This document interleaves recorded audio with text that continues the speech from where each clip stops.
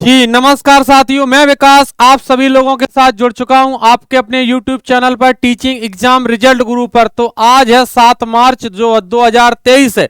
आप सभी लोगों को सबसे पहले इस होली की सबको बहुत बहुत शुभकामनाएं। सपरिवार आपको होली की शुभकामनाएं। चलिए इसी बेहतर उम्मीद के लिए आप लोग अगर पढ़ाई कर रहे हैं, अगर आपका सपना है शिक्षक बनना, अगर आप टेट और सुपर टेट की तैयारी कर रहे हैं, तो ये प्रश्न जो मैं आज आपके लिए लेकर के आया हूं, इन प्रश्नों को आप लोग बहुत ही अच्छे तरीके से पढ़ेंगे और इनका आप लोग आंसर देते जाएंगे। आपसी वार्तालाप बिल्कुल भी नहीं करेंगे। चलिए स्टार्ट करते हैं सेशन। बहुत ही धुआंधार तरीके से अपना खूबसूरत और सुहावना सफर स्टार्ट हो चुका है। तो चलिए बढ़िया तरीके से पढ़िए। आज है 7 मार्च 2023। देखिएगा वीर रस का स्थायी भाव क्या है। सबसे पहले देखिए, आपको मैंने कई बार बताया रस किसे कहते हैं। रस का मतलब होता है कि ऐसी पंक्तियां जो आपके मन को खुश कर दें, आपका मन अच्छा लग जाए किसी चीज में, वही रस है। अगर वीर रस का स्थायी भाव पूछा गया तो उत्साह हो जाएगा, ठीक है बिल्कुल। और भय, भय किसका स्थायी भाव? भयानक रस का, भयानक रस। तो भयानक रस का स्थायी भाव क्या हो जाएगा? भय। क्रोध किसका होता है? क्रोध होता है रौद्र रस का। किसका होता है? रौद्र रस का स्थायी भाव क्रोध होता है। विषमय, विषमय आप बताइएगा मुझे कमेंट में किसका होता है। विषमय जो होता है बस किसका स्थायी भाव होता है बताओ। अब एक क्वेश्चन और देखो, नंबर 1, रसराज किसे कहते हैं? सभी स्टूडेंट कमेंट करेंगे रसराज किसे कहते हैं, या फिर इसी को रसपति कहा जाता है, ठीक है। दूसरा क्वेश्चन आपसे हम पूछ दें, कुल रस कितने होते हैं? कमेंट सेक्शन में जवाब करें आप, कुल रस कितने होते हैं। तीसरा क्वेश्चन आपका बनेगा, मान्य रस कितने होते हैं? मान्य रस, ठीक है। इसके बाद क्वेश्चन नंबर 4 महत्वपूर्ण बनेगा आपसे, भरत मुनि के अनुसार रसों की संख्या। किसके अनुसार? भरत मुनि के अनुसार। चलिए मैं इसका जवाब दे रहा हूं, 8 होते हैं, ठीक है। लेकिन आप रसराज बताएंगे, रसराज या रसपति किसे कहा जाता है, कुल रस कितने होते हैं, मान रस कितने होते हैं। 3 क्वेश्चन आप बता दो, एक मैंने बता दिया। भरत मुनि के अनुसार रसों की संख्या कितनी होती है माय डियर स्टूडेंट? है 8 होती है। चलिए आइए क्वेश्चन नंबर 2 पर चलते हैं। यहां लिखा है विद्यालय शब्द में है। विद्यालय शब्द में क्या है? नीचे 4 ऑप्शन दिए गए, उसमें संधि है 4 ऑप्शन में, तो आपको चेकआउट करके ये बताना है दोस्त विद्यालय में कौन सी संधि है। चलिए आइए समझते हैं। देखिएगा विद्यालय का अगर आप संधि विच्छेद करेंगे तो ये किस प्रकार से टूटेगा? ये इस प्रकार से टूटेगा, विद्या प्लस आलय। अब देखिएगा यहां समझने वाली बात यह है, पहले शब्द का अंतिम वर्ण बड़ा आ और दूसरे शब्द का पहला वर्ण बड़ा आ और आ मिलके बनेगा बड़ा आ। जब भी बड़ा आ बने, ये दीर्घ होता है तो आकाश वर्णे दीर्घा, बड़ा आ बने, बड़ी ई बने, बड़ी ऊ बने, ठीक है। तो वहां पर दीर्घ संधि जाती है तो मतलब दीर्घ स्वर संधि बनेगी। अगर इस प्रकार से आ जाए मातृ प्लस ऋण, मातृ प्लस ऋण, तो यहां पर भी इस प्रकार से आप लिखोगे मात्रण। ये मात्रण गलत लिखा है और ये वाला मात्रण आप लिखोगे ये इस प्रकार से यहां पर दीर्घ री बनेगी, ध्यान रखना। ये रेर प्लस रेर, हालांकि ये दीर्घ री हिंदी में नहीं चलती है, ये वाली ये यहाँ पर ये संस्कृत में चलती है। तो इन सब बातों को आप बेहतर तरीके से जानोगे और समझोगे। त्योहार तो है ये, होली भी खेलें, साथ साथ में इन चीजों को भी समझें। हाँ जी बिल्कुल, होलिका दहन भी करें, बिल्कुल भाई साहब। चलिए आइए, तो यहाँ पर विसर्ग संधि नहीं होगा, व्यंजन नहीं होगा। विसर्ग संधि कहाँ होता है? जैसे आपसे एक हम शब्द लिख दें अतएव, अतएव आप ऐसा का ऐसा ही तोड़ दीजिए, तो यहाँ पर क्या बन जाएगा? अतः प्लस एव, ये विसर्ग संधि बन जाएगा। व्यंजन संधि कहाँ होता है? जैसे कि जगन्नाथ, जगत प्लस नाथ, जगत माने ईश्वर, जगत माने संसार, जगत प्लस ईश चाहे जगदीश कर दो, जगत प्लस चाहे नाथ जगन्नाथ कर दो, कोई दिक्कत नहीं। इनमें क्या बनेगा? दोनों तरफ व्यंजन आता है तो व्यंजन संधि बन जाती है, इस बात को भी ध्यान रखना है।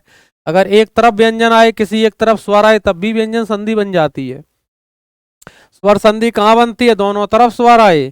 किसी के नाम नहीं लिए जाएंगे आज क्लास में, बस आप ऐसे ही देखते रहें, जवाब करते रहें, बाद में आपका निपटारा करेंगे किसके कितने क्वेश्चन सही हुए मेरे दोस्त। आइए, तो यहां पर लिखा है पवन शब्द का संधि विच्छेद बताएं। बहुत बार मैंने बताया है, पवन जो होता है, पवन, पवन समीर वायु अनिल हवा का ये पर्यायवाची होता है जी। हाँ पवन, पवन का मतलब क्या बनेगा? यहाँ पर प प्लस अन बनेगा, आंख बंद राइट आंसर, अयादि संधि, आंख बंद राइट आंसर, अयादि संधि। क्यों आंख क्यों बंद? इसकी वजह क्या है? इसकी वजह समझो।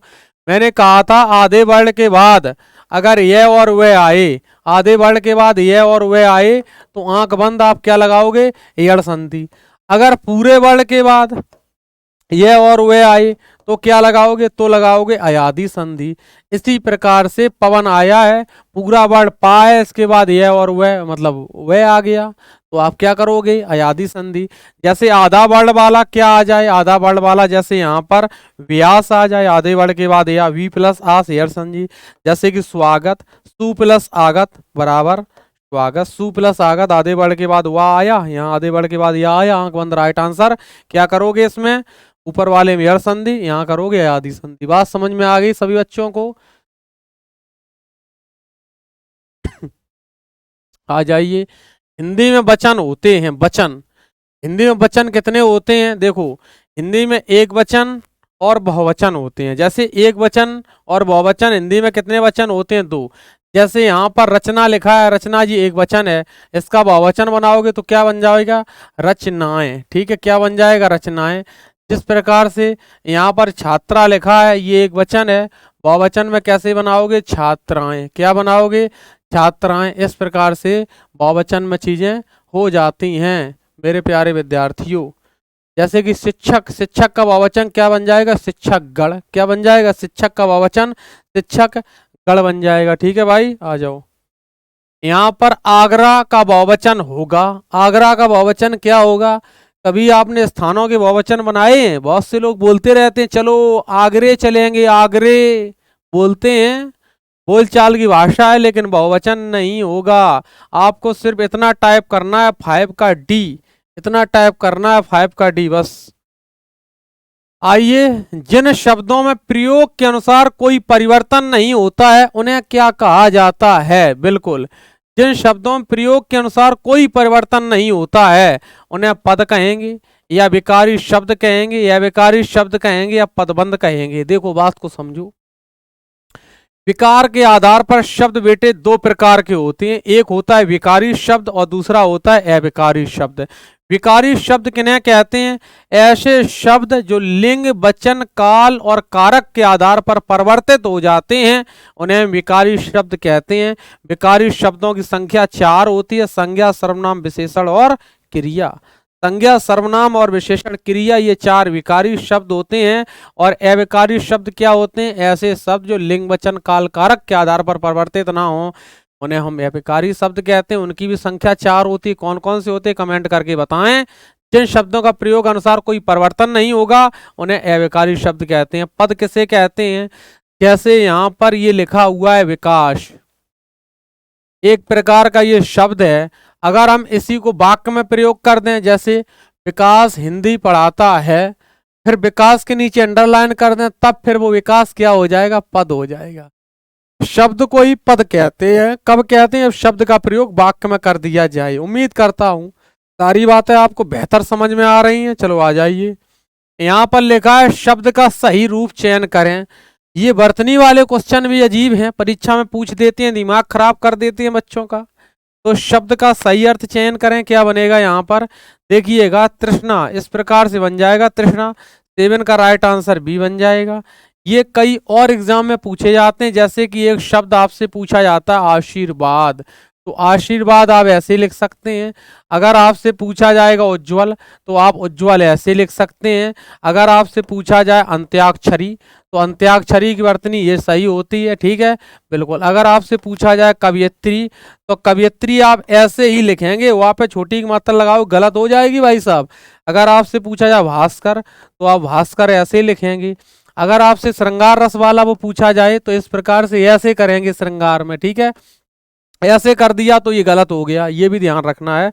अब ये श्रृंगार सही लिखा है, बोलो ये सारी बातें समझ में आना चाहिए। आशीर्वाद का संधि विच्छेद क्या होता है, आसी ही प्लस बात होता है। उज्ज्वल का उत प्लस ज्वल होता है। अंत्याक्षरी, कवियत्री और भास्कर और श्रृंगार ये ज्यादा क्वेश्चन पूछे जाते हैं आपके एग्जाम में, इसलिए बेटा मैं इनको बता दे रहा हूं। ठीक है भाई। कवि का स्त्रीलिंग रूप होगा, लो कवि का स्त्रीलिंग दुनिया को पता है कि कवियत्री होगा, लेकिन नंबर किस बात का, नंबर है इसके लिखावट का, कि आप इसकी लिखावट पकड़ें, कौन सी लिखावट सही लिखी है कवियत्री। बहुत से लोग कर देंगे मैचिंग मैचिंग, गलत हो जाएगा, ये राइट आंसर ये बनेगा। हाँ आइए, यहाँ पर लिखा है संस्कृत के वे शब्द जो हिंदी में बिना किसी परिवर्तन प्रयुक्त होते हैं क्या कहलाते हैं। अब देखो यहाँ पर संस्कृत की बात आई, 1 मिनट 10 क्वेश्चन, देखो सुनो ध्यान से। अपनी जगत जननी भाषा पूछी जाए तो कौन सी है? अपनी अपनी जो जगत जननी भाषा है वो कौन सी है? संस्कृत है। कौन सी है? संस्कृत। संस्कृत को सबसे प्राचीन भाषा मानते हैं, देवों की भाषा मानते हैं। संस्कृत के बाद कौन सी भाषा आई? पाली भाषा। कौन सी भाषा आई? पाली भाषा। पाली भाषा के बाद कौन सी भाषा आई है? प्राकृत भाषा। प्राकृत भाषा। प्राकृत के बाद कौन सा भाषा का रूप आया? प्राकृत के बाद अपभ्रंश भाषा आई। अपभ्रंश भाषा का रूप बिगड़ना अपभ्रंश कहलाता है। अपभ्रंश के बाद भाषा का एक अपभ्रंश का एक परिवार है सौर सैनी। कौन सा परिवार आया? सौर सैनी। ये भाषा का परिवार आया। सौर सैनी से माय डियर स्टूडेंट क्या निकली? सौर सैनी से ही हिंदी निकली। क्या निकली? हिंदी निकली। बिल्कुल इस बात को ध्यान रखना है, ठीक है। अच्छा अब देखना सिस्टम क्या बनेगा, यहाँ से ध्यान सुनना। देखो संस्कृत के कुछ शब्द जो हैं वो पाली भाषा में आए, पाली के कुछ शब्द किस में आ गए? प्राकृत में। प्राकृत कुछ शब्द अपभ्रंश में। अपभ्रंश का नियरेस्ट का पार्ट अवहट्ट होता है, उसको निग्लेक्ट करते हुए चलेंगे, इसका नियरेस्ट ही पार्ट है वो। शौर सैनी से होते हुए शब्द कहाँ आ गए? हिंदी में। तो वही शब्द जैसे संस्कृत में थे वैसे ही हिंदी में प्रयोग कर दिए गए, तो उन शब्दों का नाम दिया गया तत्सम। क्या नाम दिया गया लाडले? तत्सम। ये तत्सम नाम दिया गया। तत्सम का मतलब क्या बना दिया हमने? तत् प्लस सम। तत् का मतलब उसके, सम का मतलब समान। तत् का मतलब उसके और सम का मतलब समान। किसके समान? तत् का मतलब उसके और सम का मतलब समान। किसके समान शब्द? संस्कृत के समान जो हिंदी में प्रयोग हुए उन्हें तत्सम कर दिया मैंने। अगर उनका थोड़ा रूप चेंज कर दिया, शब्दों का कुछ बदलाव कर दिया, तो उनका नाम क्या कर दिया मैंने? तद्भव कर दिया। तद्भव मतलब उद्भव, उद्भव मतलब उनका विकास कर लिया मैंने। अब देखना यहां से क्वेश्चन क्या क्या बनते हैं। सबसे पहले बात सुनना, क्वेश्चन नंबर 1 बनेगा क्या? ध्यान से सुनिएगा। सबसे पहले जगत जननी भाषा कौन सी है? नंबर 1 सवाल हो जाएगा संस्कृत, ठीक है। क्वेश्चन नंबर 2 बनेगा, मतलब क्वेश्चन नंबर 2 बनेगा तत्सम शब्द हिंदी में प्रयोग हुए कहाँ से आए? नंबर 2 जवाब हो जाएगा यहाँ पर संस्कृत हो जाएगा। अगर आपसे पूछा जाए हिंदी की जननी कौन सी है, तो नंबर 3 जवाब हो जाएगा संस्कृत। अगर आपसे पूछा जाए हिंदी का विकास कहाँ से हुआ है, तो विकास कहोगे आप अपभ्रंश से। कहाँ से कहोगे? अपभ्रंश से कहोगे। कहाँ से कहोगे? अपभ्रंश से। ये बात एकदम इतनी क्लियर हुई। अब देखना तत्सम शब्द भी क्या है, बड़ा अजीब है। जैसे कि एला, एला का मतलब क्या बनेगा? इलायची। क्योंकि एला कहने में थोड़ा अच्छा कम लगता है, इसको सरल कर लिया, इसको इलायची बोल दिया गया। जैसे एक तत्सम शब्द और आएगा, ऐसे हम यहाँ पर लिस्ट देखो बनाए इंपॉर्टेंट, ठीक है। इंपॉर्टेंट लिस्ट बनाए, इसमें परीक्षा में एक पूछ सकता है। यहाँ पर लिख लो तत्सम, तत्सम, और यहाँ पर लिख लो तद्भव। तत्सम तद्भव जवाब करें आप लोग। जैसे यहाँ पर तत्सम में आ गया एला, तो इधर बताएं आप इस प्रकार से। जैसे हम बता दें इलायची, एक तो बता दिया मैंने इलायची। इलायची देना दावत देना भी होता है मुहावरा। तो यहाँ पर करपट आएगा जिस प्रकार से, उधर क्या बन जाएगा बताओ? ऐसे ही यहाँ पर घिरत आएगा, ठीक है। ऐसे ही यहाँ पर दधी आएगा, ठीक है। ऐसे ही यहाँ पर क्या आ जाएगा? दुग्ध आ जाएगा, ठीक है। बिल्कुल इसी प्रकार से यहाँ पर क्या आ जाएगा? मयूर आ जाएगा, मयूरा कर लो, ठीक है। इसी प्रकार से यहाँ पर मयूरा, मयूरा आ जाएगा। इसी प्रकार यहाँ पर कपोता आ जाएगा और हरिद्रा आ जाएगा। क्या आ जाएगा? हरिद्रा, हरिद्रा आ जाएगा, ठीक है। क्षेत्र आ जाएगा, क्षेत्र का खेत हो जाएगा, ठीक है। चलो अब देखना करपट का क्या बन जाएगा? करपट का बन जाएगा कपड़ा। क्या बन जाएगा? कपड़ा बन जाएगा। करपट का क्या बन जाएगा भाई? करपट का बन जाएगा यहाँ पर क्या? करपट का बन जाएगा कपड़ा। और घिरत का क्या बन जाएगा? घी बन जाएगा। दधी का क्या बन जाएगा? देखो दुग्ध का दूध बनेगा, तो दधी का क्या बनेगा? दधी का दही बनेगा। वही दही जो लैक्टिक अम्ल पाया जाता है दही में, हाँ। और क्या? मयूरा, मयूरा मोर बन जाएगा, ठीक है। और कपोता का कबूतर बन जाएगा, कबूतर। और ये हरिद्रा का क्या बन जाएगा? हरिद्रा का इधर लिख लो हल्दी बन जाएगा, हल्दी। इसी प्रकार से काफी होते हैं, जैसे अंग प्रोछा का अंगोछा हो जाता है, शश्वर का ससुर हो जाता है, क्षेत्र का खेत हो जाता है। बहुत होते हैं, तमाम होते हैं, ठीक है। इनको आप फिलहाल इतने ही समझें, स्क्रीनशॉट ले लें, मैं साइड में हो गया। चलिए तो देखो संस्कृत से पाली, प्राकृत, अपभ्रंश, शौर सैनी, हिंदी, इस प्रकार से सिस्टम चलता रहा, ठीक है। तो ये क्वेश्चन देखो यहाँ पर संस्कृत के वे शब्द जो हिंदी में बिना किसी परिवर्तन के प्रयुक्त होते हैं, संस्कृत के वो शब्द जो बिना किसी परिवर्तन के प्रयुक्त होते हैं उन्हें क्या कहेंगे? तत्सम कहेंगे। उन्हें क्या कहेंगे? तत्सम कहेंगे। तद्भव शब्द जो रूप बदल लिए हैं, देशज शब्द का मतलब क्या होता है? देखो देश प्लस जय, ऐसे शब्द जो देश में जन्म ले लेते हैं। कौन से? एक तेंदुआ शब्द आएगा, तेंदुआ, ठीक है। एक आएगा लोटा, तेंदुआ आएगा, लोटा आएगा। एक यहाँ पर आ जाएगा ढक्कन, क्या आ जाएगा? ढक्कन आ जाएगा। ऐसे शब्द जिनका उत्पत्ति और उद्भव का पता नहीं होता है, आंचलिक भाषाओं के कारण हिंदी में आ जाते हैं। आम बोलचाल में उन्हें क्या कहते हैं? देशज शब्द कहते हैं। देखो ध्यान देना, उत्पत्ति के आधार पर शब्द चार प्रकार के होते हैं, तत्सम, तद्भव, देशज और विदेशज। तत्सम, तद्भव, देशज और विदेशज, उत्पत्ति के आधार पर शब्द चार प्रकार के होते हैं, ध्यान रखना, ठीक है। रेलगाड़ी एक प्रकार का संकर शब्द है, ठीक है बेटा, ओके।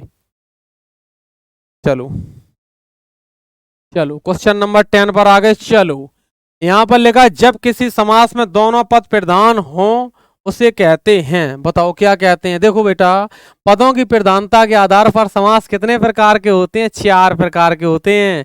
पूर्व पद प्रधान समास, उत्तर पद प्रधान समास, उभय पद अर्थात दोनों पद प्रधान, या फिर उभय पद अप्रधान समास, बहुब्रीहि चला जाता है बेटा, ठीक है। आइए, जब किसी समास के दोनों पद प्रधान हो तो यहाँ पर दोनों पद प्रधान द्वंद्व समास, जैसे माता पिता मेरे लिए दोनों प्रधान है, द्वंद्व समास, ठीक है। अब देखना, प्रधान समास तो किसी का नाम नहीं होता है, ठीक है। हाँ जी, प्रधान समास किसी का नाम नहीं होता है, लेकिन ध्यान क्या रखना है आपको, देखो पदों की प्रधानता के आधार पर समास चार प्रकार के होते हैं। देखो आज बताते हैं, कभी मत भूलना, ठीक है। जैसे देखो कौन कौन चार प्रकार होते हैं। सबसे पहले यहाँ पर नंबर 1 यहाँ पर डाल दो, पदों की प्रधानता के आधार पर समास के चार प्रकार होते हैं। पदों की प्रधानता, प्रधानता के आधार पर, के आधार पर समास, समास चार प्रकार होते हैं, ठीक है। यहां लिख दो, चार प्रकार होते हैं, चार प्रकार होते हैं। आप चार प्रकार कौन कौन से होते हैं नोट करो। नंबर 1 लिखो, पूर्व पद प्रधान। नंबर 2 लिखो, उत्तर पद प्रधान। ट्रिक बताऊंगा, ट्रिक भागेगा कोई नहीं भाई। पूर्व पद प्रधान, उत्तर पद प्रधान। अब यहाँ पर नंबर 3 में लिखो, उभय पद प्रधान, उभय पद प्रधान। क्लास अच्छा लग रहा हो, सेशन को लाइक कर दो, जल्दी शेयर कर दो बेटा। उभय पद प्रधान, ठीक है। और यहाँ पर लिखो नंबर 4 में, उभय पद अप्रधान, उभय पद अप्रधान समास, उभय पद अप्रधान समास। समास पदों की प्रधानता के आधार पर चार प्रकार के, वैसे तो 6 प्रकार हैं, सभी को पता, दुनिया को पता लग गया ये तो। चलो, पूर्व पद प्रधान में देखो, सबसे पहले उलम में क्या आता? आ आता है, तो अव्ययी, अव्ययी भाव, तो ऐसे ट्रिक लगा लो, उलम में आ पहले आया, पूर्व पद प्रधान, अव्ययी भाव। अब चलो, उभय पद प्रधान, तो यहाँ पर अपने लिए दोनों लोग कौन समास? द्वंद्व समास चला जाएगा, माता पिता वाला, राजा रानी, हंस हंसनी और गुरु शिष्य, द्वंद्व समास, ठीक है भाई।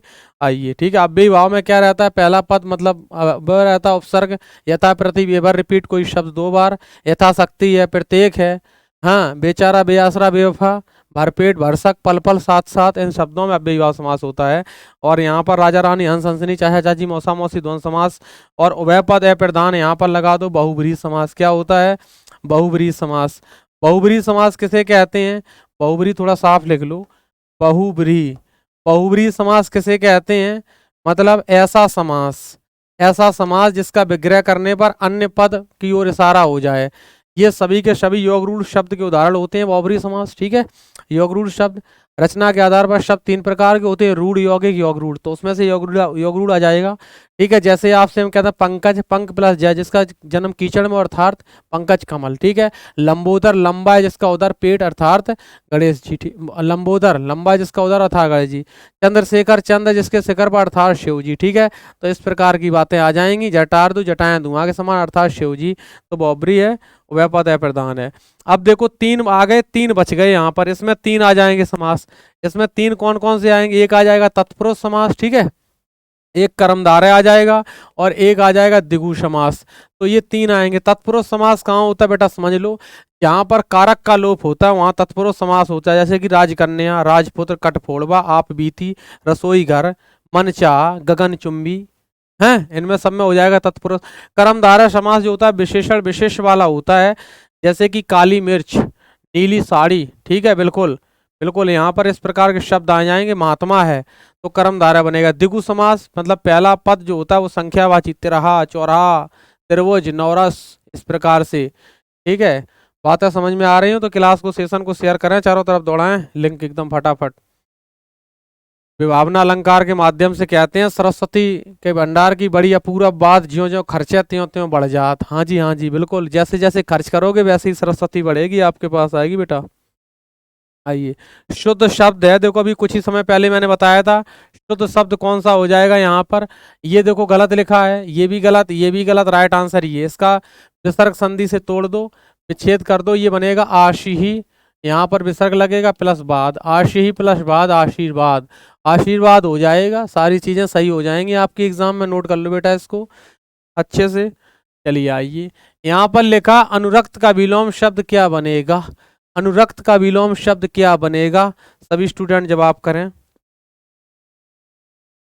अनुरक्त का विलोम क्या बनेगा, देखो अनुरक्त का बनेगा, देखो आरक्त नहीं बनेगा, ना निरक्त बनेगा, ना आसक्त। देखो अनुरक्त का बनेगा विरक्त, अगर अनुरक्ति होता तो कर देते विरक्ति। सबसे ज्यादा विलोम ये बहुत पूछा जाता है, एक जंगम का पूछा जाता है, जंगम का आप कह देना स्थावर, क्या बनेगा स्थावर, स्थावर पूछा जाता है। एक अग्रज का विलोम बहुत पूछा जाता है भाई साहब, अग्रज का विलोम क्या हो जाता है, अग्रज का विलोम हो जाता है अनुज। ठीक है, एक विलोम और याद कर लो, ये कृतघ्न का बहुत पूछा जाता है, कृतघ्न, कृतघ्न का क्या होता है, कृतज्ञ होता है, क्या होता है कृतज्ञ। अब इनका मतलब समझो एक बार, याद रह जाएंगे आपको अच्छे से ये। देखो जंगम का मतलब क्या बनेगा यहाँ पर, जंगम का मतलब स्थावर हो जाएगा, ये तो सब लोग याद रखें, ये जंगल नहीं है, जंगम लिखा है। अग्रज, अग्र माने आगे, जय माने जन्म, जिसका आगे जन्म हुआ अर्थात बड़े भाई को क्या कहते हैं अग्रज, छोटे भाई को क्या कहते हैं अनुज। ठीक है, ध्यान रखना। और कृतघ्न का मतलब किए गए उपकार को ना मानने वाला कृतघ्न है, किए गए उपकार को मानने वाला मतलब क्या हो जाएगा यहाँ पर, किए गए उपकार को मानने वाला कृतज्ञ। ये देखो टूटा फटा है, आधा मतलब आधा अक्षर ही लग रहा है, बीच में वर्ड है, तो जो टूटा फटा है वो उपकार नहीं मानता, जो एकदम सीधा है सही है वो कृतज्ञ ज्ञानी है, उपकार को मानता है। ऐसे ट्रिक लगा लो, याद कर सकते हो बेटा इसको ऐसे।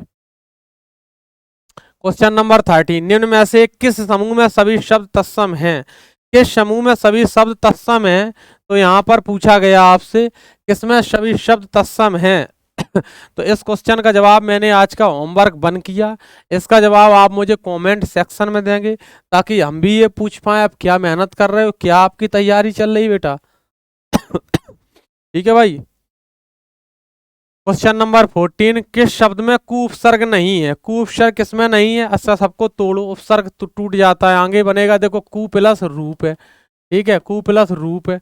और यहाँ पर बनेगा कु प्लस कर्म, ठीक है, कु प्लस कर्म, कुकर्म बड़ा कर्म बुरा कर्म है, कु प्लस शल कुशल, तो कु प्लस शल कुशल। और यहाँ पर क्या बनेगा कु प्लस चाल। अब यहाँ पर देखो सिस्टम क्या लागू है, मतलब उपसर्ग हटाने के बाद पीछे जो शब्द बचे मूल शब्द होता है उसका कोई ना कोई अर्थ होगा, ठीक है। तो यहाँ पर शल का कोई अर्थ नहीं है, शल का कोई अर्थ नहीं है, तो राइट आंसर यहाँ पर कु उपसर्ग किसमें नहीं है, कुशल।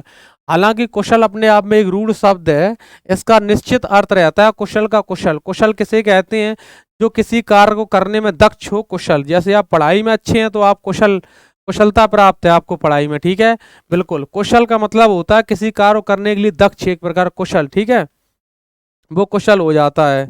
ठीक है भाई, चलो आ जाओ। उपसर्ग किसे कहते हैं, उपसर्ग एक प्रकार के बेटा शब्दांश होते हैं, उपसर्ग किसी शब्द के आगे लगते हैं।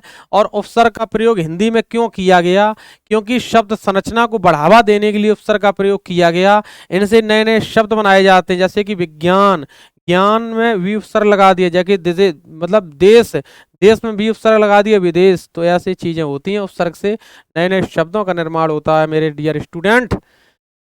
इन प्रत्यय का प्रयोग किस शब्द में हुआ है, प्रत्यय का मतलब होता है आधे वर्ड के बाद या, आंख बंद, राइट आंसर। आदि संधि, अड़ियर संधि बनता है प्रति प्लस आय, ठीक है, प्रत्यय।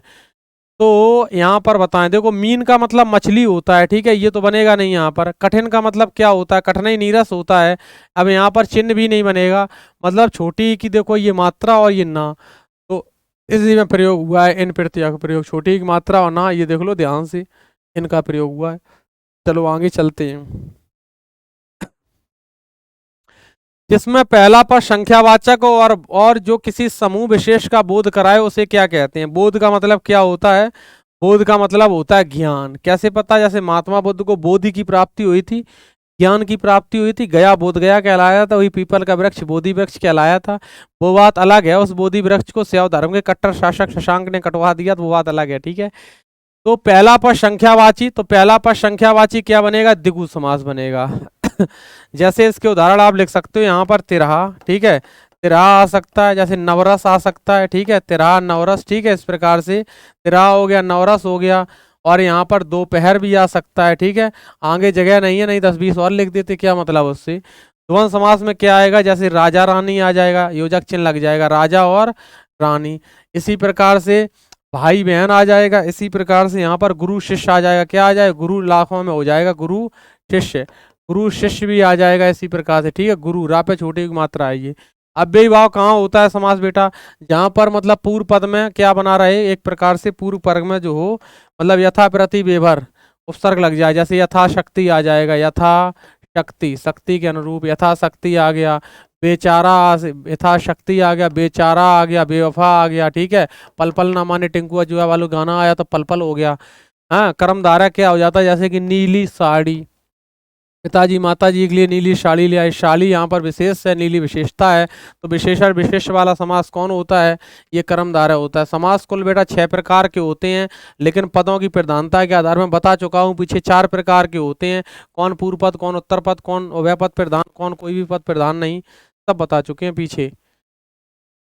द्वंद्व समास का उदाहरण है, बोलो द्वंद्व समास का उदाहरण है, तो यहाँ पर लंबा है जिसका उदाहरण बहुब्रीहि समास बनेगा, ठीक है।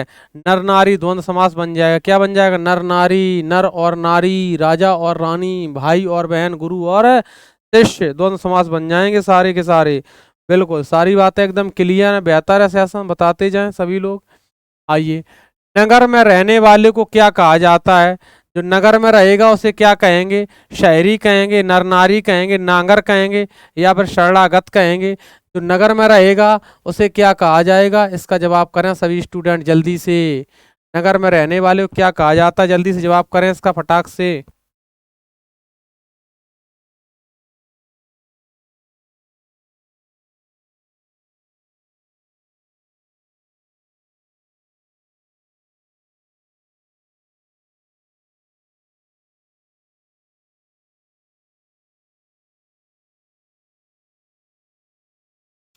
नगर में रहने वाले को नांगर कहा जाता है, क्या कहा जाता है, नांगर कहा जाता है। कुछ लोग कहेंगे शहरी नहीं, नरनारी नहीं, शरणागत नहीं, शरणागत जो आपके शरण में आया हो, शरणार्थी को शरण देना चाहिए, बिल्कुल बेटे। तो यहाँ पर राइट आंसर बी बन जाएगा। आइए, यहाँ पर जातिवाचक संज्ञा किसे कहते हैं, जातिवाचक संज्ञा नहीं पूछी गई है।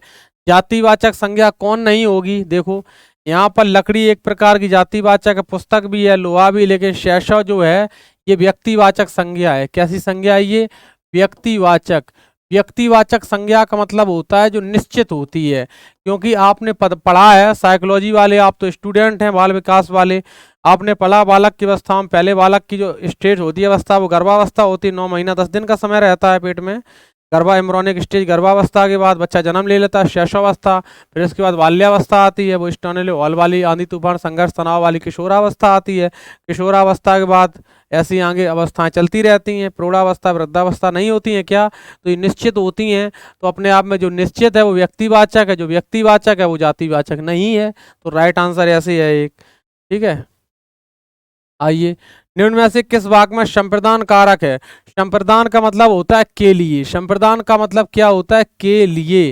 तो बताइएगा यहाँ पर के लिए के संदर्भ में किस में जाएगा सेंस, संप्रदान कारक के लिए भी के लिए आता है, और मतलब को के चिन्ह में भी आता है, दान देने के संदर्भ में को चिन्ह में भी संप्रदान कारक हो जाता है। हिंट दे दी, अब करो जवाब।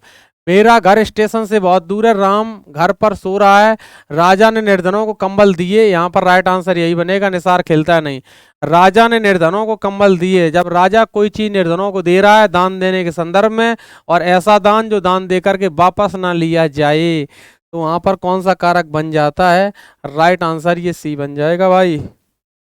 आइए, वह स्वतः ही जान जाएगा मैं सर्वनाम है, वह स्वतः ही जान जाएगा मैं सर्वनाम कौन सा बनेगा यहाँ पर, वह में बताइए निजवाचक या फिर अनिश्चयवाचक, पुरुषवाचक या फिर संबंधवाचक। वह स्वतः ही जान जाएगा मैं, वह किस प्रकार का सर्वनाम है, इसका 21 का सभी लोग जवाब कह रहे हैं फटाफट जल्दी।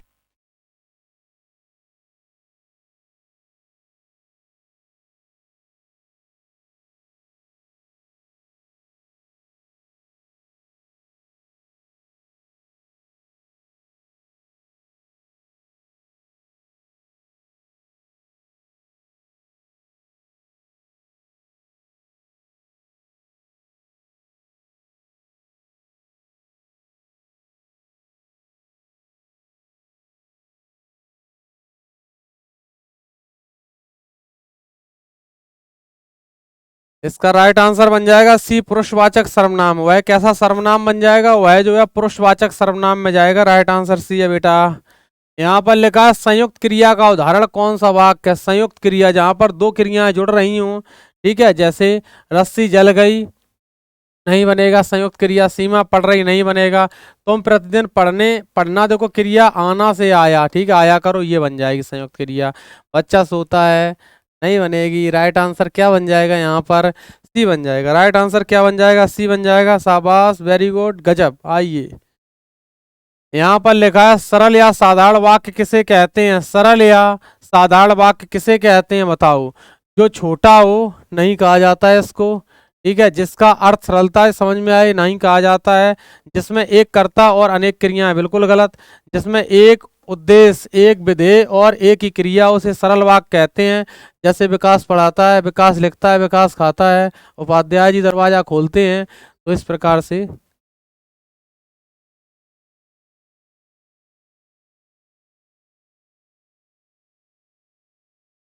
चलिए, तो राइट आंसर डी बन जाएगा।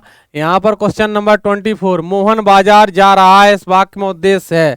मोहन बाजार जा रहा है, इस वाक्य में क्या उद्देश्य है, देखिएगा।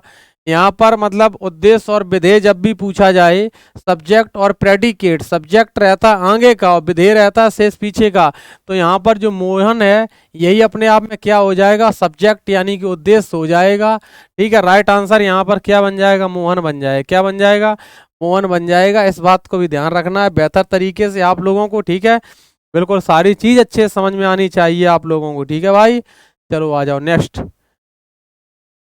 यहाँ पर लिखा है निम्न में से मिश्रित वाक्य बताइए। मिश्रित वाक्य इसमें कौन सा है, हो जाएगा बताओ। वर्षा हो रही है, या फिर मैं पढ़ता हूँ और वह खेलता है। सुधीर पढ़ता है, मैंने सुना है कि नीना पास हो गई। राइट आंसर करें यहाँ पर क्वेश्चन नंबर 25।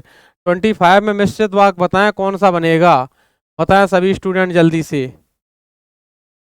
25 का राइट आंसर यहाँ पर मिश्रित वाक्य कौन बन जाएगा। तो मिश्रित वाक्य यहाँ पर जल्दी से देखिएगा, ए नहीं बनेगा और सी नहीं बनेगा, राइट आंसर डी बनेगा, ठीक है। मैंने सुना है कि नीना पास हो गई, तो ये मिश्र हो रहा है वाक्य, ठीक है। आइए यहाँ पर क्या है, किसी कथन को उद्धृत करते समय किस विराम चिन्ह का प्रयोग किया जाता है। किसी कथन को उद्धृत करते समय किस विराम चिन्ह का प्रयोग किया जाता है। विराम चिन्ह का जो कॉन्सेप्ट है, ये किसने दिया था, ये कामता प्रसाद गुरु ने दिया था। कामता प्रसाद गुरु जी जो हैं, हिंदी व्याकरण शास्त्र के पिताजी हैं कामता प्रसाद गुरु जी। इन्होंने कितने विराम चिन्ह बताए थे, 20 बताए थे, बताओ। 26। 26 का राइट आंसर बेटा यहाँ पर बनेगा वी, अवतरण का चिन्ह। अवतरण चिन्ह इस प्रकार से होता है, उद्धरण चिन्ह, ये सिंगल इन्वर्टेड कॉमा को कहते हैं एक हरा अवतरण। डबल इन्वर्टेड कॉमा को कहते हैं दोहरा उद्धरण। क्या कहते हैं, दोहरा उद्धरण। तो राइट आंसर यहाँ पर बी बनेगा। यहाँ पर विस्मयादि चिन्ह इस प्रकार से बनता है, प्रश्नवाचक चिन्ह ऐसे बनता है, फांसी का फंदा। निर्देशक चिन्ह इस प्रकार से बनता है, ये ऐसे ऐसे करें, विवरण चिन्ह है, ये इस प्रकार से पूर्ण विराम है, ऐसे करके ये अर्धविराम होता है, ये अल्पविराम होता है, ये वाला उपविराम होता है, इसको जाने। ये त्रुटि सूचक चिन्ह होता है, इसी को हंसपद कहते हैं। ये वाला जो होता है लोप चिन्ह होता है, डॉट डॉट वाला, ठीक है। ये ऐसे चिन्ह होते हैं, बीच आपको पढ़ना पड़ेगा एक बार। सही विराम चिन्हों वाला वाक्य है, चेक करें सही विराम चिन्हों वाला कौन सा वाक्य। आइए यहाँ पर लिखा है जो पत्र आज आया है, कॉमा लगा के कहाँ है, अच्छा जो पत्र आज आया है, यहाँ कॉमा नहीं लगा, लेकिन यहाँ पर विस्मयादि सूचक लगा, ये गलत है, ठीक है। यहाँ पर क्यों कहाँ कैसे प्रश्नवाचक नहीं आया, क्यों कहाँ कैसे प्रश्नवाचक नहीं आया, बच क्या गया ए। राइट आंसर ऑप्शन एलिमिनेट करके भी बेटा जवाब दिया जा सकता है। आइए यहाँ पर लिखा है शेर को सामने देखकर खाली स्थान वाक्य किस मुहावरे को पूर्ण करेगा। शेर को कोई व्यक्ति सामने देखेगा, उसके प्राण सूख जाएंगे। क्या हो जाएगा, प्राण सूख जाएगा, ठीक है। राइट आंसर यहाँ पर क्या बनेगा, डी बनेगा भाई। राइट आंसर क्या बन जाएगा, डी बन जाएगा।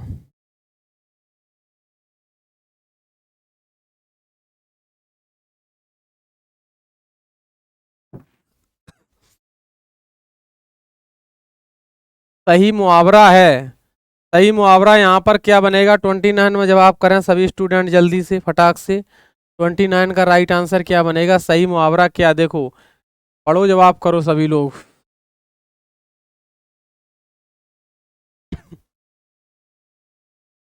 29 का राइट आंसर बनेगा सी, आंखों में धूल झोंकना। मतलब नेत्रों में मिट्टी डालना नहीं, आंखों में रेत नहीं, आंखों में धूल झोंकना, ना कभी कचरा डालना, सी बनेगा सही। यहाँ पर लिखा है हाथ ना आना, इस मुहावरे का निकटतम अर्थ क्या बनेगा? क्वेश्चन नंबर 30 करें जवाब आप लोग। हाथ ना आना, इस मुहावरे का निकटतम अर्थ क्या बनेगा? यहाँ पर बनेगा, देखो, हाथ फैलाना नहीं बनेगा, हाथों का व्यायाम करना नहीं, बहुत बड़ा होना नहीं, राइट आंसर पकड़ में ना आना। 30 का राइट आंसर ए बनेगा। क्या बनेगा? 30 का राइट आंसर यहाँ पर ए बन जाएगा। आइए, यहाँ पर लिखा है सिर फिर जाना का अभिप्राय है, सिर फिर जाने का अभिप्राय क्या बनेगा?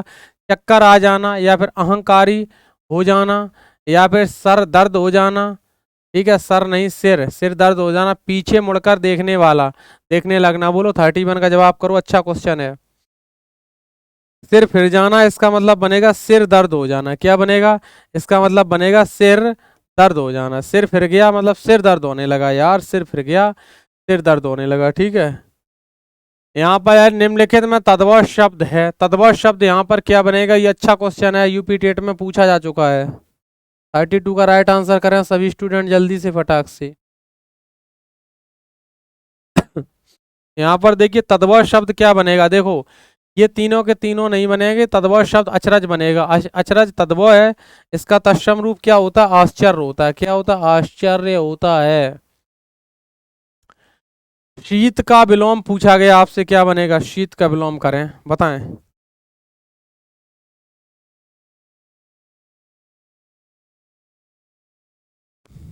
शीत का विलोम यहाँ पर बनेगा उष्ण। क्या बनेगा? उष्ण बनेगा। ठीक है, कृष्ण पक्ष शुक्ल पक्ष, कृष्ण का क्या हो जाएगा? शुक्ल हो जाएगा। ठीक है, बिल्कुल ठंड नहीं होगा ना फिर गीत होगा। यहाँ पर लिखा है कर का अर्थ नहीं है, कर का अर्थ क्या नहीं? देखो, कर का मतलब यहाँ पर क्या नहीं बनेगा, बताएं सभी स्टूडेंट, आंसर करें। अच्छा क्वेश्चन है, गजब का क्वेश्चन है। 34 बहुत इंपॉर्टेंट है। 34 का राइट आंसर क्या बनेगा? देखो, कर माने आपको पता है हाथ होता है, किरल, और टैक्स भी होता है कर, इनकम टैक्स कर वाला होता है, कर माने टैक्स लगेगा आपसे कर। यहाँ पर सूर्य नहीं होता है, लेकिन सूर्य का जो अर्थ है वो क्या है? सूर्य का मतलब देखो भानु भी होता है, सूर्य का मतलब रवि भी होता है, भानु रवि, और सूर्य को मर्तंड भी कहते हैं, भास्कर भी कहते हैं। ठीक है, ये भी इंपॉर्टेंट है, इनको नोट कर लो एक बार, भास्कर वर्तनी में पूछ लिया गया था। यहाँ पर लिखा है अनिल, अनल का सही अर्थ देने वाला युग्म है। इनके साथ साथ कुछ इंपॉर्टेंट आपको हम और बता दें। देखो ये परीक्षा में युग्म बहुत पूछे जाते हैं। एक आपको देखो यहाँ लिखा है जलज, जलज लिखा है, इनके जवाब सीख लो आप। जलज और जलद ये बहुत पूछा जाता है, जब से देश आज़ाद हुआ है ये भी पूछा जाता है। यहाँ से अली और अली ये भी बहुत पूछा जाता है। और कौन पूछता है? अनिल, जो अभी प्रश्न में आया था, अनिल अनल, यही पूछता है। ट्रिक से याद करा देंगे सभी आपको। ठीक है, अनल। इनके साथ साथ और कौन पूछता है?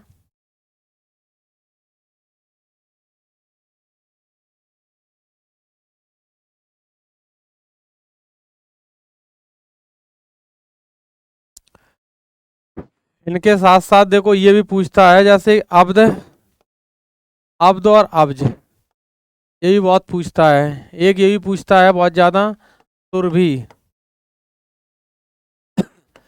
सुरभि सुरभि, ये पूछता है बहुत ज्यादा, सुरभि सुरभि वाला।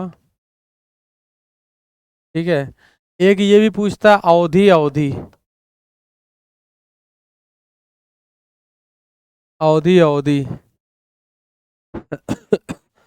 चलो अब देखो इनके अर्थ क्या बनेंगे। देखो, देखो जलज, जल में जिसका जन्म हो उसे क्या कहते हैं? कमल कहते हैं। क्या कहते हैं? कमल। और जलद, जो जल को देता है, दामन देना, उसको क्या कहते हैं? उसको कहते हैं बादल। अली, छोटी की मात्रा है। भौरा कैसा होता है? किंसुक, छोटा होता है भौरा।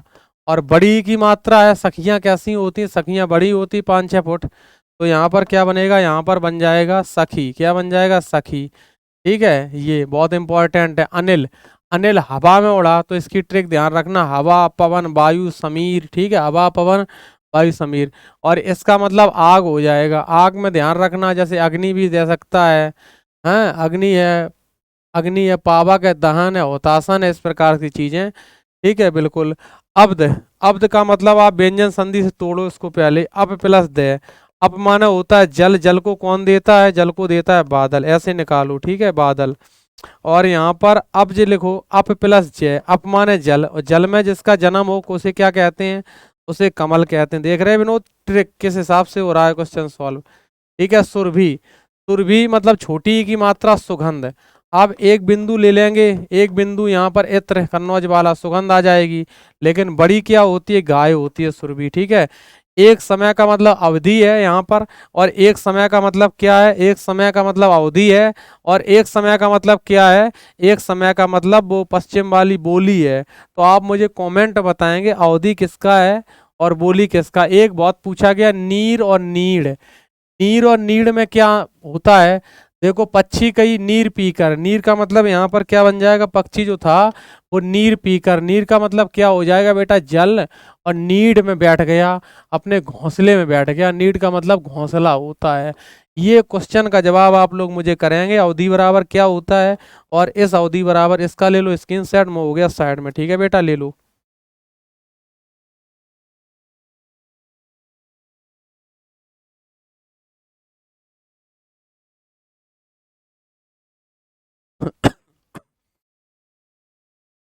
चलो अब इसका जवाब कर दो, चलो करो जवाब इसका।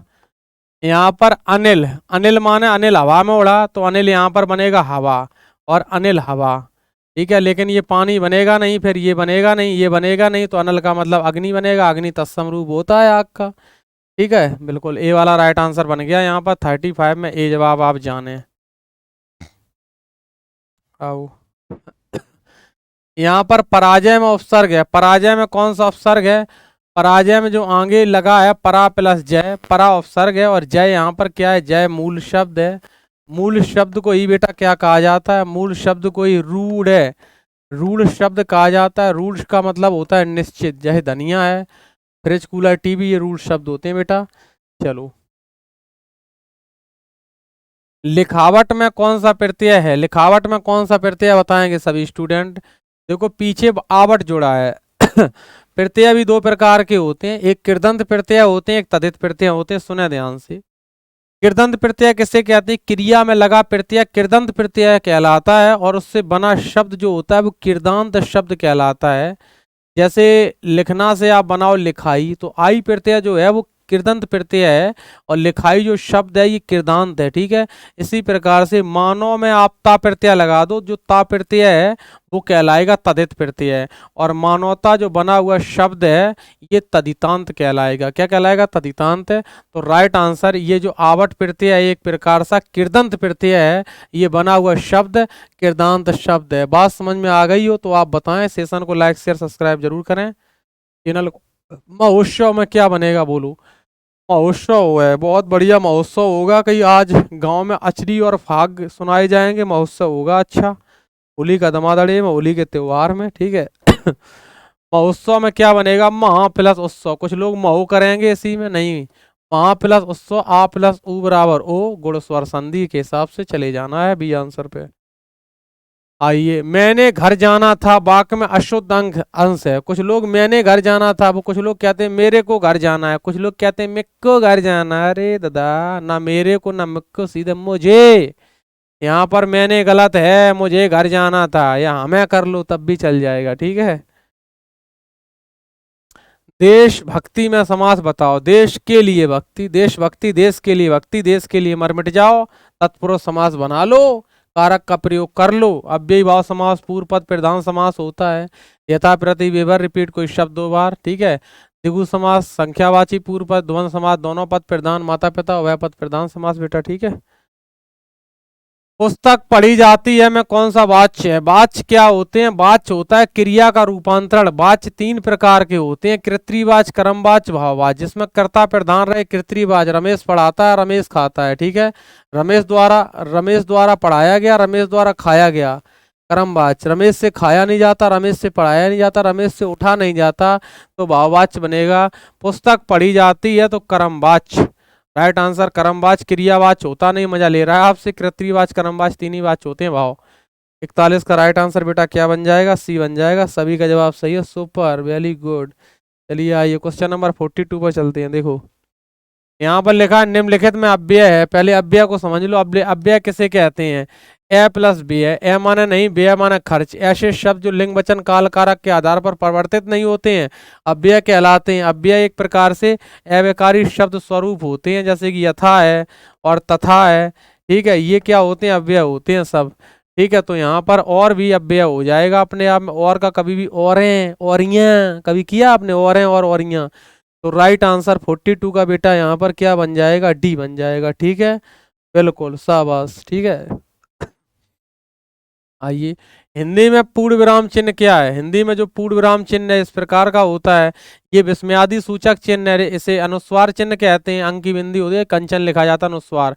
ये प्रश्नवाचक चिन्ह होता है इस प्रकार से। ठीक है, आइए दूध का धुला होना मुहावरे का अर्थ बताएं। कि आपका लड़का तो बहुत दूध का धुला है, आपका लड़का तो बहुत निर्दोष है। हाँ, जब लड़ाई होती क्या आ जाती है? ऐसी बातें आ जाती हैं। ठीक है, तो राइट आंसर करें इसका क्या बनेगा? 44 का सभी लोग जवाब करें। 44 का राइट आंसर निर्दोष। निर्माने नहीं, दोष, किसी प्रकार का दोष ना हो, दूध का धुला हो, निर्दोष हो जाए। ठीक है, बिल्कुल। आजकल कोई निर्दोष नहीं है, सब कोई दोष करते हैं कुछ ना कुछ। जिसकी लाठी उसकी भैंस, लोकोक्ति का सही अर्थ बताओ। लोकोक्ति किसे कहते हैं? लोक प्लस उक्ति। प्राचीन काल में जो स्टेटमेंट, जो कथन जनता जनार्दन द्वारा बोले गए, उन्हीं को लोकोक्ति कहा गया है। ठीक है, बोलो। तो 45 का राइट आंसर क्या बनेगा? पढ़ लिया आपने, शक्ति संपन्न आदमी अपना काम बना ही लेता है। राइट आंसर बी चला जाएगा। यहाँ पर क्या चला जाएगा? बी चला जाएगा। आज के सेशन में हम 50 क्वेश्चन कंप्लीट करेंगे। दोहा के प्रथम चरण में कितनी मात्राएं होती है? देखो दोहा जो है वो अर्ध सम्मात्रिक छंद है। कैसा छंद है? ये अर्ध सम्मात्रिक छंद है। ठीक है, सबसे पहले प्रथम चरण की बात करें, छंद का सबसे पहले प्रयोग कहाँ पर हुआ था? छंद का सबसे पहले जो प्रयोग हुआ वो वैदिक सभ्यता में हुआ। वैदिक सभ्यता में वेद, ब्राह्मण, आर्य, उपनिषद लिखे गए।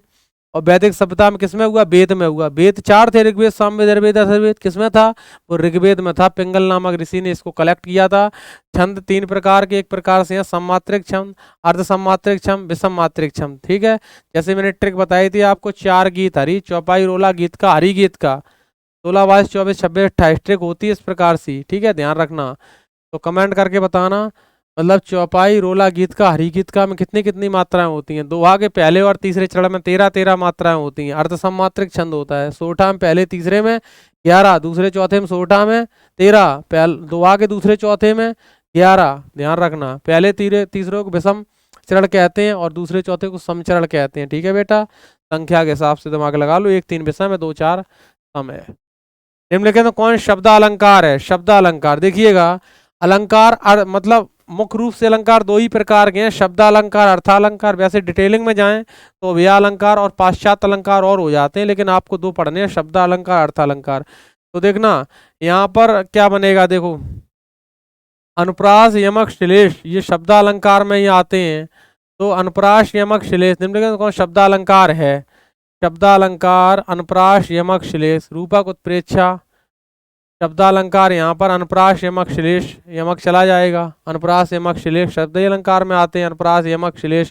रूपक, उत्प्रेक्षा, उपमा, रूपक, उत्प्रेक्षा ये किस में आते हैं? अर्थालंकार में आते हैं। ठीक है, तो राइट आंसर यहाँ पर 47 क्या हो जाएगा बेटा? राइट आंसर सभी का डी हो जाएगा। अच्छा 50 क्वेश्चन करेंगे आज। इनमें से तालब ध्वनि है। देखो तालब ध्वनि यहाँ पर कौन सी है?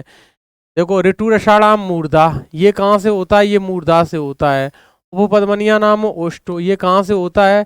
ये ओष्ठ से होता है। ठीक है, अब यहाँ से इचु यशा नाम तालु, ये कहाँ से होता है? तालु से होता है।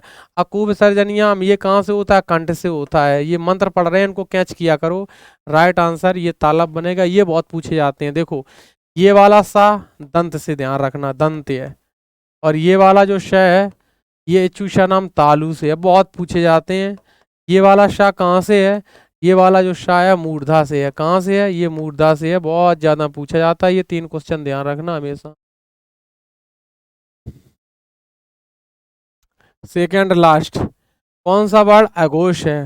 घोषत्व के आधार पर वर्ड 2 प्रकार के होते हैं, सघोष और अघोष। ठीक है, सघोष और अघोष। 49 का राइट आंसर करें। सबसे पहले क्या बनेगा? देखो यहाँ पर अघोष पूछा गया आपसे, तो अघोष जो होते हैं वो पहले और दूसरे पहले और दूसरे वर्ग के रहते हैं, मतलब का, खा, ये 2 यहाँ पर जितने रहेंगे सब कछट तब तक और यहाँ से वो 25 में होते हैं, का से लेके माँ तक वर्गीय व्यंजन बाद बाकी का खा गा और घा और इंगिया, इसके जो नीचे वाले आएंगे वो सारे सगोश रहेंगे तीसरे चौथे पांचवें वर्ग के। ठीक है, तो ये ध्यान रखना है, वर्गीय व्यंजन में पूछा गया है। तो यहाँ पर अघोष का खा गा ये तीसरे नंबर पहुंच रहा है, ये जा है, ये का, ये घा है, घा भी मतलब फिर बन जाएगा, सिस्टम गड़बड़ा रहा है। फिर यहाँ पर कौन सा वर्ग अघोष है, तो अघोष पूछा गया यहाँ पर, तो अघोष तो यहाँ पर क्या है, यही बन जाएगा गा, ये तीनों सघोष बन, अरे गा बन गया यहाँ पर, का खा, कौन सा वर्ड अघोष है, अघोष का मतलब प्रारंभ में वाला आना चाहिए, तो अघोष तो यहाँ पर क्या आ जाएगा, ये पहली नंबर पर है का, और ये खा गा ये तीसरे नंबर पर है, ये तो सघोष हो गया, हटाओ इसको। और ये जा चा छा जा ये भी सघोष हो गया, हटाओ इसको। और का खा गा घा ये भी सघोष हो गया, हटाओ इसको। तो राइट आंसर 49 का यहाँ पर ये वाला बनेगा, ए ऑप्शन। ऑप्शन के हिसाब से जाओ, आप देखो ये ए लिखा है, ए करो जवाब। ऐसे ऑप्शन आएंगे 2024 में, कहीं भी ये लिख देगा, नीचे भी डाल देगा, ये भी ध्यान रखना है। ठीक है, चलो लास्ट क्वेश्चन आज का है, रसराज किसे कहते हैं। यही क्वेश्चन मैंने एक बार अभी आपको कमेंट में भी पूछा है, अब इसका जवाब मैं आपको बता दे रहा हूँ। श्रृंगार की वर्तनी सही कर लो यहाँ पर, इस प्रकार से रसराज किसे कहा जाता है, श्रृंगार रस को कहा जाता है, इसी को रसपति कहते हैं। हास रस का स्थायी भाव हास है, करुण रस का शोक है, और औद रस का स्थायी भाव क्या होता है, क्रोध होता है। इसका स्थायी भाव रति होता है। ठीक है, जो श्रृंगार रस है दो प्रकार का होता है, संयोग श्रृंगार और वियोग श्रृंगार। ठीक है, तो ये जो सेशन था आपका 51 मिनट 52 मिनट का सेशन हो गया। तो इसमें क्वेश्चन मैंने बहुत ही धुआंधार गजब के क्वेश्चन लिए, 50 क्वेश्चन पूरे कंप्लीट करा दिए हैं। और आप लोग होली जरूर खेलें, अच्छे से खेलें, लेकिन किसी को आंख में रंग ना जाने दें। अगर आंख में रंग चला गया आंख फूट जाएगी अगर किसी की, तो बहुत दिक्कत समस्या परेशानी मुसीबत आपको भी उठानी पड़ सकती है। तो बस आपको अगर क्लास अच्छा लगे दोस्तों, तो आप इस क्लास को अपने मित्रों तक जरूर शेयर करें और मुझे कमेंट सेक्शन में बताएं क्लास कैसी रही।